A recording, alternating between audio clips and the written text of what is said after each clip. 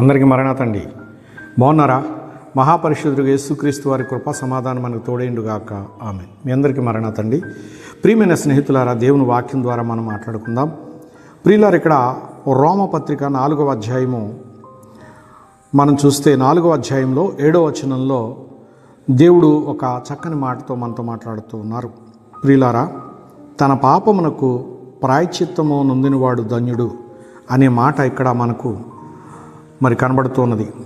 రోమీలకు రాసినటువంటి పత్రికలో అపోస్తలుడైన పౌలు గారు రోమా సంఘానికి రాశారు. దావీదు గారు పలికినటువంటి పలుకు ఇది అని ఆయన చెబుతూ ఉన్నారు. తన పాపమునకు ప్రాయశ్చిత్తం పొందినవాడు ధన్యుడు అని చెప్పేసి ఆయన సెలవిస్తూ ఉన్నారు. ప్రియులారా, ప్రతి మనుషుడికి పాపం ఉన్నది.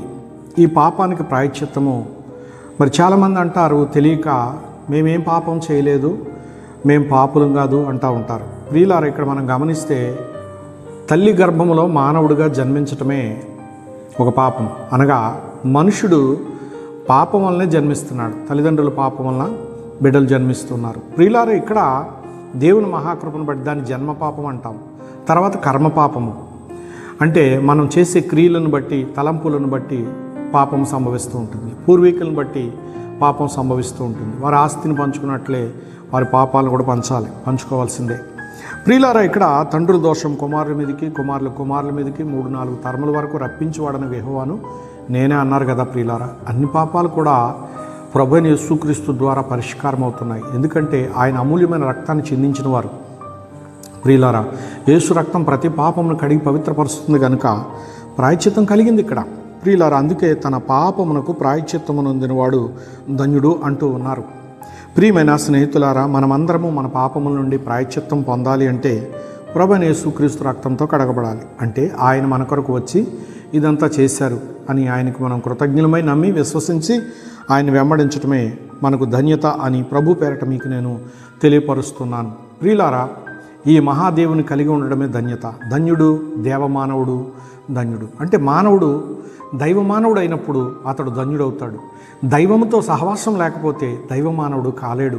ప్రియులారా, ఇక్కడ నిష్కళంకమైనటువంటి అమూల్య రక్తమును చిందించిన ప్రభుతో సహవాసము మనల్ని ధన్యులుగా చేస్తుంది. అట్టి ధన్యత లోకమందున్నటువంటి ప్రతి కుటుంబంలోని బిడ్డలకు ప్రభువు ప్రసాదించును గాక. ఆమేన్. ప్రియమైన స్నేహితులారా, ఈ మహాపరిశుద్ధుడు దేవునికి చిన్న ప్రార్థన చేసుకుందామండి.